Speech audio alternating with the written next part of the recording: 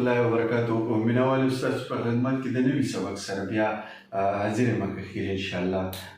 تاسو د ښېګړې دپاره ستاسو د پوهنې دپاره به نوي نوي سبقونه راوړو. تاسو به ترېنه انشاءالله العزیز روشناست کوو. موږ سره اوس چې کوم را روان الفابیټ دی د اردو هغه موږ سره دی عین. عین څنګه لیکل کېږي، د هغې طریقه څنګه ده، سټارټ څنګه کېږي او اینډ څنګه کېږي، د هغې لینث ویډ سایز او د هغې چې کومه هغه ټرمینالوجي ده د لیکلو هغه به زه ستاسو په وړاندې پیش کوم. موږ سره اوسئ، چېرته هم به ځئ او چینل سبسکرایب کړئ.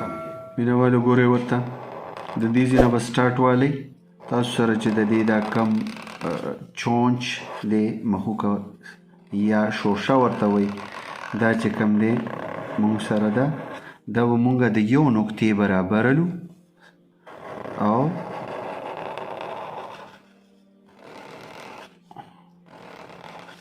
ډېر څنګه چې زه تاسو ته یم هره ویډیو کې لکه څنګه ښکاري د خپل ښکار په تمه ناست دي او څه یې بنده کړي همدغسې طریقه کار به ستاسو وي.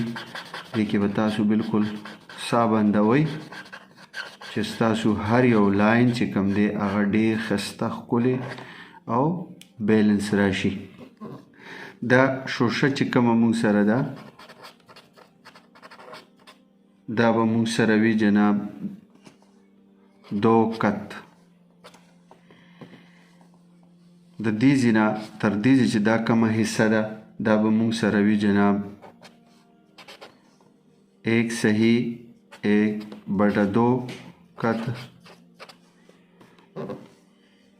دا یو حصه چې کومه ده دا مونږ سره د یو نقطې برابرۍ او ګول یا لهر اخیستې یو نقطه وي مونږ سره.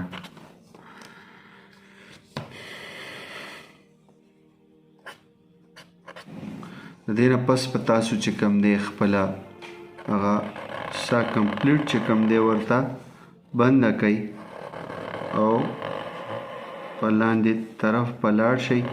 کومه بیزه چې ده د دې هغه به جوړه کوئ.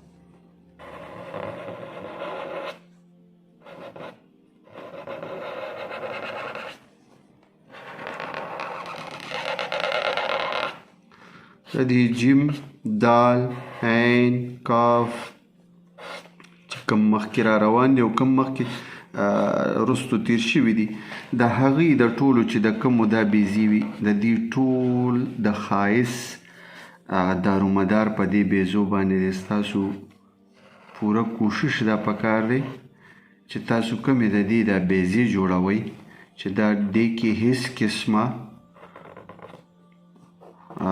تاسو چې کوم دی نو کوږوالی کږلیچ وغیره دا رانه ولئ نو هله به ستاسو چې کوم دی د ټکي مزه وي. اوس د دې ځای نه چې کوم دی دا تر دې ځای پورې دا کوم فاصله ده دا به مونږ سره وي جي 3 صحیح 1/4 کت به مونږ سره دا راځي. د دې ځینه والا تر دې ځای پورې دا به مونږ سره وي 3 کت.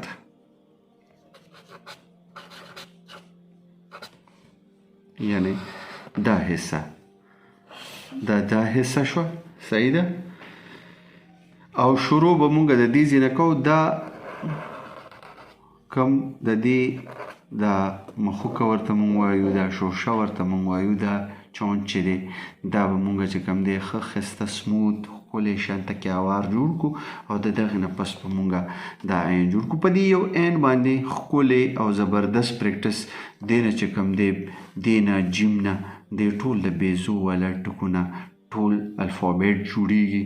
نو کوشش وکړئ چې په دې ټکو باندې تاسو فوکس وکړئ او چې دا ټکي هم ښایسته که په دې الفابیټ کې چې کوم زمونږ د اردو دي یا د پښتو دي یا د فارسي دي یا د عربي دي، نو په دې کې تاسو د هر یو ټکي نه بیا بیغم اوسئ، هغه به تاسو له ټول درځي انشاءالله. دا لږ چې کوم دی تاسو که ډکول غواړئ د ښایست لپاره معمولي، نو عموم تاسو چې کوم دی داسې کولی شئ چې دا لږ معمولي شانته کې ډک کړئ چې د دې کومه خوبصورتي ده چې هغه برابره وي.